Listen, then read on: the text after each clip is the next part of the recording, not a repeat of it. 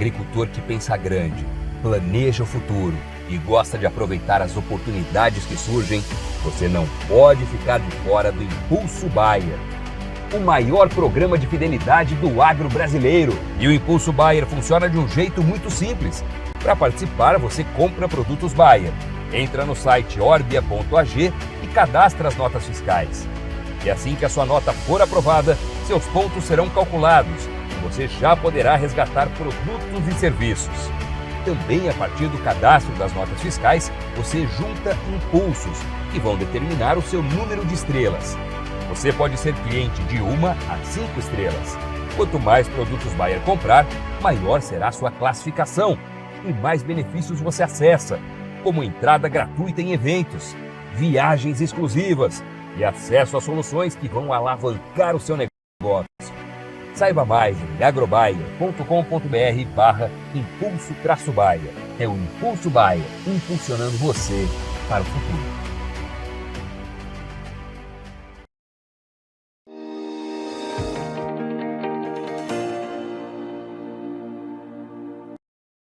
Olá, muito boa tarde, você internauta ligado aqui nas nossas informações no site Notícias Agrícolas. A gente dá sequência à nossa programação de boletins, agora para falar um pouco mais sobre mercado do petróleo, como a gente costuma fazer às quartas-feiras. E para isso eu tô por aqui hoje com o Thiago Davino, ele que é analista de mercado da Agrinvest. Thiago, boa tarde, obrigado pela sua presença aqui com a gente. Eu que agradeço o convite mais uma vez. E vamos conversar sobre petróleo, né? Bastante volatilidade no preço dessa matéria-prima que impacta a vida de todo mundo. Com certeza. Tiago, o mercado tem oscilado bastante, né, nos últimos dias, principalmente desde a semana passada, né, acompanhando essas questões envolvendo as tensões no Oriente Médio. Hoje, por exemplo, o mercado teve mais um dia de alta, até vou atualizar já essas cotações para ver como é que o mercado está operando nesse finalzinho de dia, mas de fato é um suporte importante, né, nos últimos dias aí acompanhando essas tensões no Oriente Médio. Eu já queria te passar a pergunta, sabendo se de fato, na sua visão, a gente pode ter algum impacto na oferta diante dessas tensões e diante principalmente, né, de um cenário mais complicado que envolva outros países lá no Oriente Médio diante dessa guerra de fato que a gente tem visto por lá. Qual que é a sua visão nesse momento? Há um risco de impacto no fornecimento global? Bom, Jonatas, indiscutivelmente é um risco, não é observado esse risco ainda no momento, por isso que o preço voltou a subir, mas ainda está um pouco distante das máximas que observamos no final do mês passado, quando ele chegou a atingir aí patamares de $93 na Bolsa de Nova York, agora operando na faixa de 87,50, o tipo WTI do petróleo. Tá? E por que ainda não há essa disparada no preço? Porque, por enquanto, o conflito ele fica ainda muito mais concentrado entre Israel e o grupo Hamas. Então, isso ainda faz com que não haja uma participação dos demais países árabes, que é uma grande preocupação do mundo, porque sempre volta na mente das pessoas, principalmente do mercado, os grandes choques de oferta que tivemos nas crises do petróleo 1 e 2 na década de 70, a primeira em 73 e a segunda em 1979. Naquele período, naqueles anos, houve uma união entre todas as ligas dos países árabes contra Israel. E a retaliação, com a maneira deles retaliarem não só Israel, mas o Ocidente que apoiava aquele país, foi fechar a torneirinha da oferta de petróleo.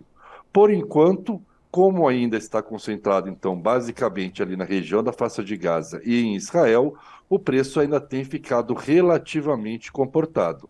Mas o grande temor de todos é uma participação do Irã mais forte na guerra, ela entrando de fato na guerra para apoiar o grupo terrorista Hamas.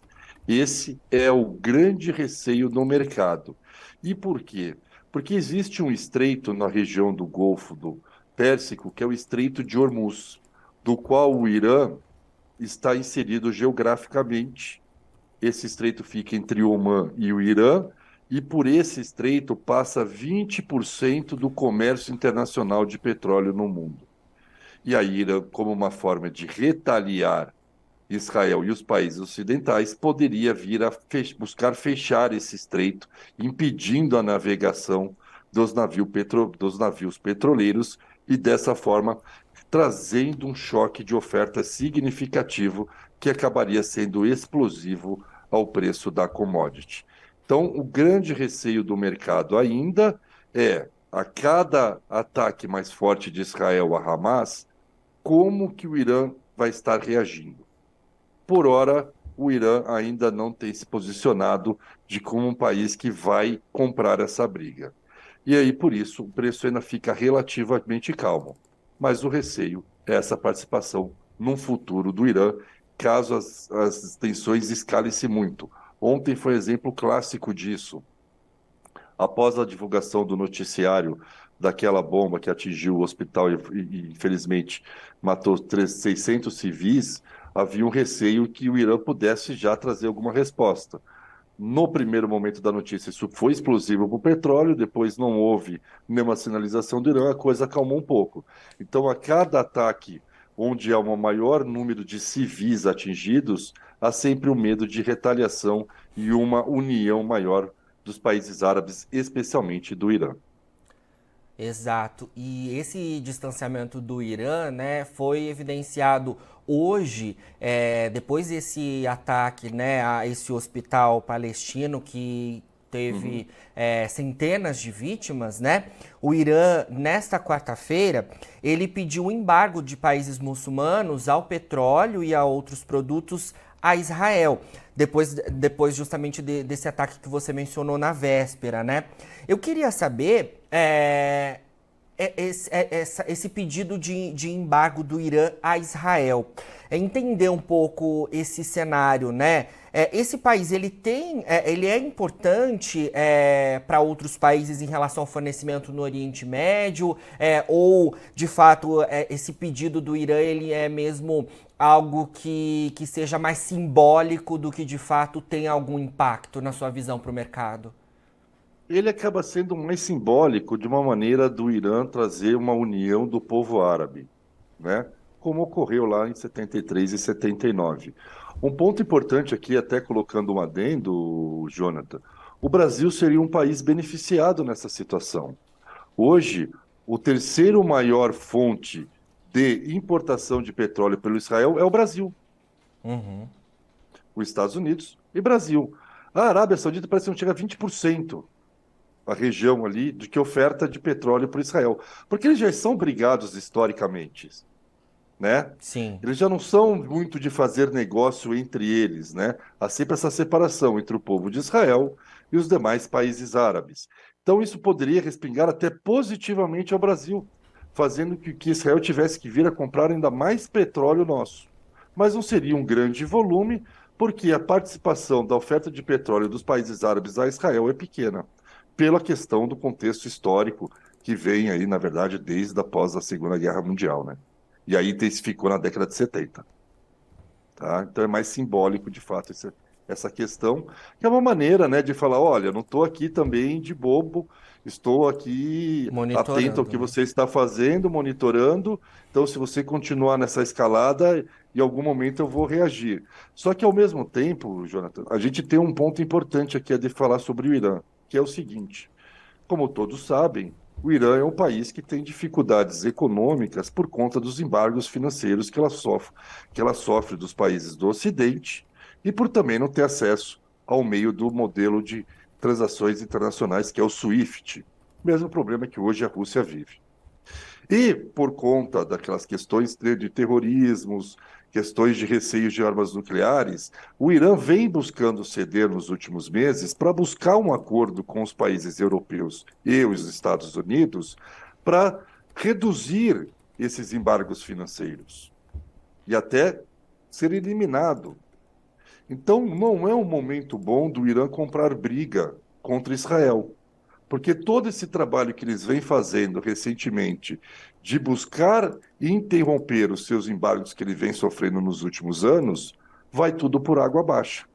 E é por isso que a gente acaba vendo também o Irã nessa posição não agressiva como se temia inicialmente, né? O que vale mais para o Irã? Comprar uma briga numa região que é historicamente vive em conflitos, muito possivelmente, após o fim dessa guerra, não vai ser resolvido o problema. Ao invés de resolver o meu problema interno econômico e voltar a ter acesso aos meios de pagamento internacionais, voltar a ter acesso a dólar, voltar a ter acesso ao mercado europeu, voltar a ter acesso ao mercado americano. O que vale mais colocando na balança para o Irã? Então, por isso também essa postura ainda mais tímida daquele país. Agora é óbvio, se a coisa começa a escalar de tal maneira, e aí pega aquela coisa do teu povo, né? O árabe, e aí a coisa pode escalar e aí o Irã jogar por terra o que ele vem trabalhando para tentar amenizar de embargos financeiros recentes. Tiago, e dando suporte para as altas nesta quarta-feira do petróleo, né? O WTI tem alta de mais de 2% e o Brent de mais de 1,5%. Me parece que tivemos alguma influência também da divulgação dos estoques lá nos Estados Unidos, né? Estoques de petróleo no país norte-americano que caíram muito mais do que esperado, em 4,6 milhões de barris na última semana. Eu queria que você também analisasse esse dado. De fato, a gente teve alguma repercussão dessa divulgação que o mercado sempre acompanha às quartas-feiras?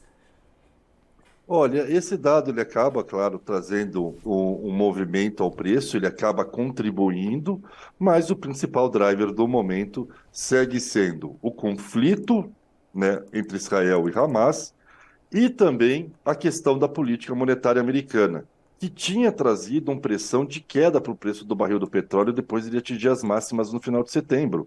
O petróleo ele recuou rapidamente de US$ 93 para US$ 82 por conta do receio de uma política monetária mais restritiva nos Estados Unidos, o que acabaria impactando numa menor demanda global, consequentemente, do petróleo.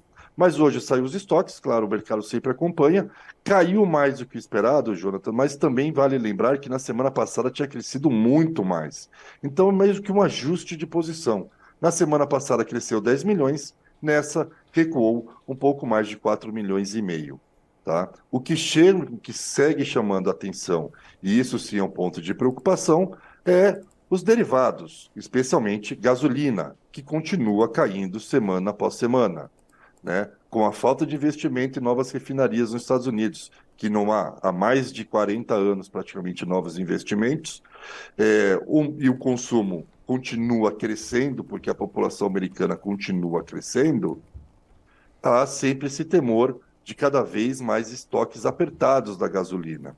E aí levando o preço a disparar no mercado internacional, também dos derivados, aí puxa o óleo diesel junto, traz também o preço do etanol na carona naquele país e impacta no custo do combustível, como nós observamos no último dado de inflação nos Estados Unidos, que foi divulgado agora na quinta-feira passada pelo governo norte-americano, e mostrou uma alta de 1,5% no custo de energia, sendo o combustível responsável por mais de 5% da alta e surpreendeu a inflação divulgada naquele dia, trazendo queda para as bolsas, alta para o dólar e também queda para boa parte das commodities.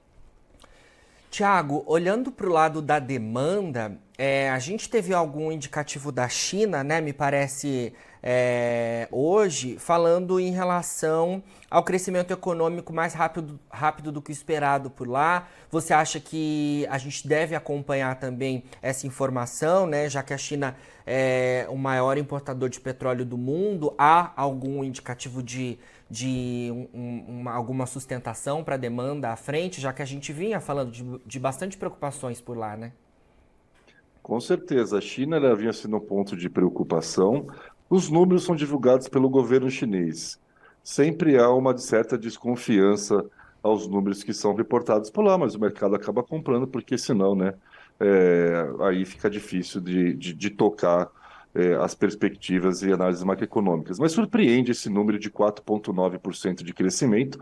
O mercado esperava um crescimento de 4,4%, ou seja, meio ponto percentual abaixo do que foi divulgado pela China. Mas quando a gente vai olhar indicadores internos na China, Jonathan, não dá para esperar a China como uma locomotiva do crescimento econômico, mas não. tá? O setor de construção civil lá tem sido muito penalizado, né? A gente teve notícias aí toda manhã agora, desde segunda-feira, a dificuldade enorme da Evergrande em cumprir seus compromissos financeiros. A segunda maior construtora abaixo da Evergrande também sinalizando muita dificuldade para pagamento de títulos de bondes em moeda estrangeira no fim do ano, e isso é consequência de uma contínua deterioração do setor imobiliário americano. Desculpa, chinês. O modelo de crescimento da China está saturado. Crescimento à base de investimento na China, à base de construção civil, já esgotou, né? Tem muitos imóveis vazios, né? Tem até as chamadas cidades fantasmas. E isso tem levado ao quê? Uma derrocada do preço dos imóveis. E o setor de construção na China ele é responsável por 25% da mão de obra. Então, 25% dos trabalhadores chineses trabalham nesse setor da construção civil. 70% do que as províncias chinesas arrecadam advém de venda de terrenos para construção. E não está tendo mais venda de terreno porque não tem por que construir mais imóveis se tem cheios desocupados, prontos para vender.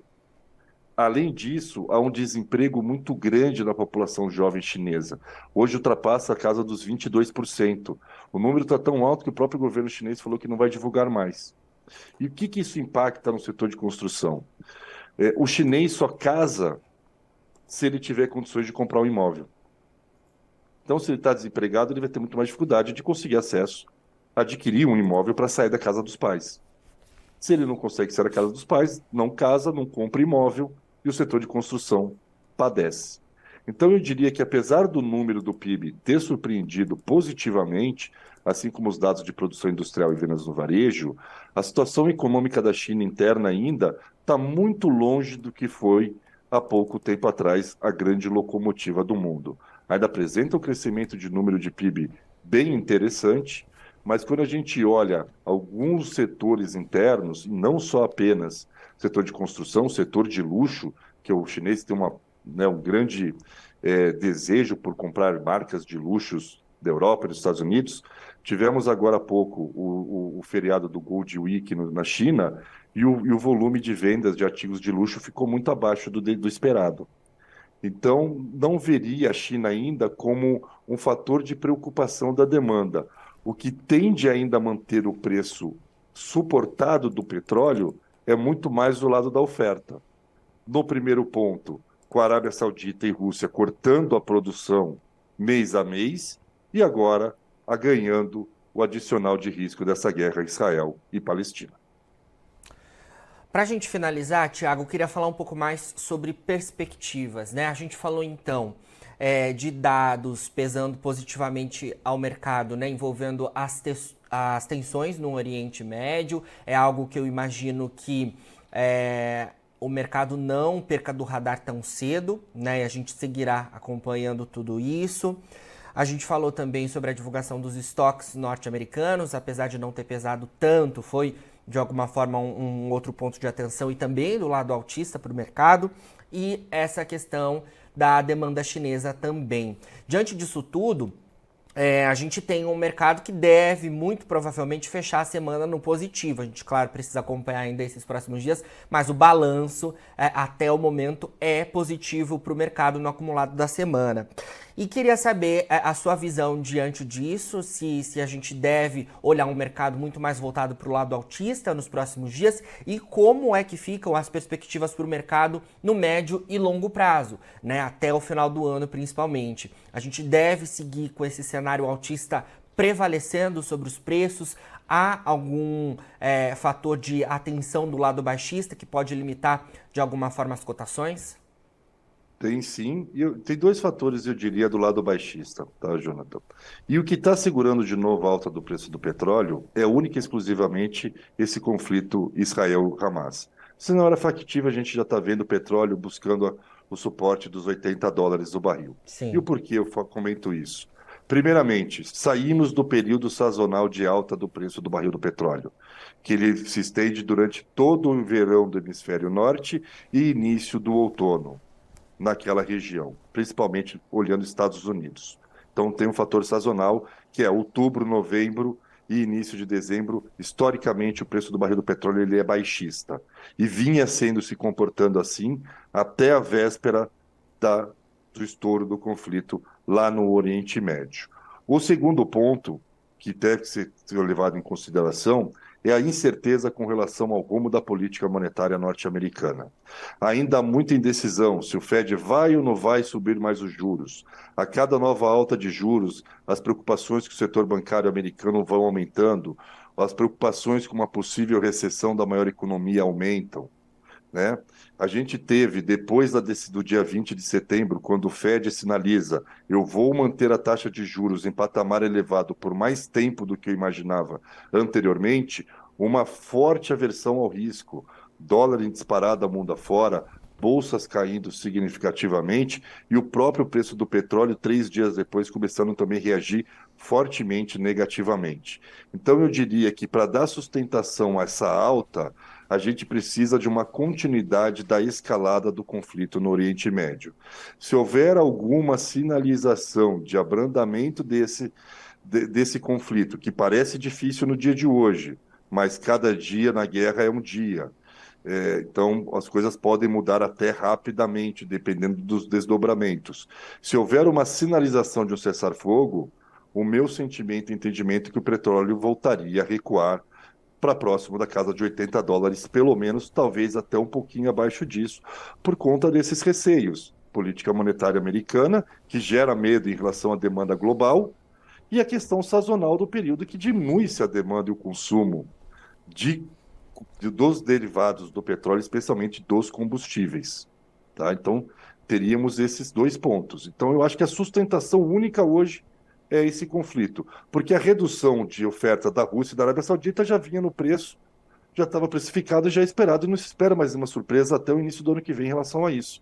Então a única sustentação é mesmo esse conflito no Oriente Médio, senão o preço tende a voltar para baixo.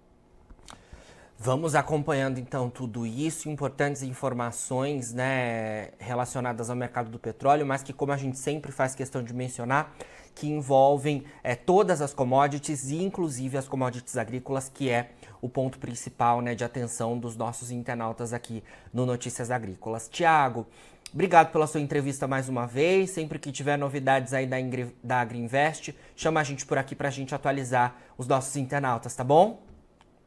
Eu que agradeço mais uma vez o convite, estamos à disposição e vamos continuar acompanhando o petróleo, que, como você bem disse, também tem impacto nas demais commodities. Imaginamos, né, uma disparada do preço do barril do petróleo por conta aí do Irã entrando no conflito. Isso ajudaria a impulsionar o quê? O preço do óleo de soja e o preço do milho, porque aí o preço dos combustíveis iria disparar ainda mais, puxando todos os seus produtos substitutos. Óleo de soja, etanol à base de milho, etanol à base de cana. Isso também traria uma pressão de alta que seria ruim para a população como um todo em termos de consumidor, mas para o país Brasil, para os produtores, seria positivo em termos de preço. Grande abraço. Com certeza. Abraço, Tiago. Bom restinho de semana para vocês por aí. Igualmente. Bom, conversamos aí então com o Tiago Davino, analista de mercado da Agriinvest, a gente atualizando as informações relativas ao mercado do petróleo, principalmente voltada a essas questões envolvendo as tensões lá no Oriente Médio. Agora, na finalização do nosso boletim, você encontra os perfis das nossas redes sociais. Siga a gente por lá para se manter atualizado sobre todas as informações do agronegócio brasileiro. A gente fica por aqui, encerra por hoje a nossa programação de boletins. Amanhã tem mais informações ao vivo. Fica por aí, a gente se vê. Notícias agrícolas, informação agro relevante e conectada.